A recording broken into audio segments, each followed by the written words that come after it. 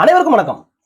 விஜய் அவர்கள் முதலமைச்சர் ஆகிறதுக்கு முன்னாடி பாத்தீங்கன்னா திரையுலகத்தை சேர்ந்த பல பிரபலங்கள் விஜய் அவர்களை ரொம்பவே அசிங்கப்படுத்துற மாதிரி பல மேடைகளா இருக்கட்டும், திமுக ஆதரவாக திமுக காசை வாங்கிட்டு, பிஜேபி காசை வாங்கிட்டு, அதிமுக காசை வாங்கிட்டு விஜய் அவர்களை எதிர்த்து விஜய் அவர்கள் எல்லாம் ஆட்சி அமைக்க மாட்டாரு.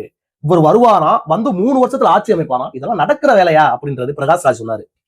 பிரகாஷ் ராஜுக்கு தான் இந்த வீடியோ நான் சொல்றேன். பிரகாஷ் ராஜ் அவர்கள் ரொம்ப பேசிட்டாரு. 2 பேர் ரொம்ப ஓவரா பேசினாங்க. ஒன்னு பிரகாஷ் ராஜ், இன்னொன்னு சத்யராஜ் அவர்கள் பேசினார். பிரகாஷ் ராஜ் என்ன சொன்னார் பாத்தீங்கன்னா, முழுக்க திமுக மேடையில திமுக கைக்கூலியாக களமிறங்கி வேலை செஞ்சாரு பிரகாஷ் ராஜ் அவர்கள். பிரகாஷ் ராஜ் அவர் வாயில் என்ன சொல்றானா, இவர் 3 வருஷத்துல வருவாரா, வந்துட்டு மக்கள் சிஎம் ஒரு உட்கார வச்சிருவாங்களா, மத்த இவரை பார்த்தா லூசு பையன் மாதிரி தெரியுதா அப்படின்ற மாதிரி ஒரு குற்றச்சாட்டு வச்சாரு. அதற்கப்புறம் சொன்னாரு, இவரோட டிரைவர் பையில கூட்டிட்டு வருவாராம், டிரைவர் பையில இவர் எம்எல்ஏ சீட் கொடுப்பாரா, அவர் எம்எல்ஏ ஜெயிச்சு சட்டசபைக்கு போயிருவாராம்.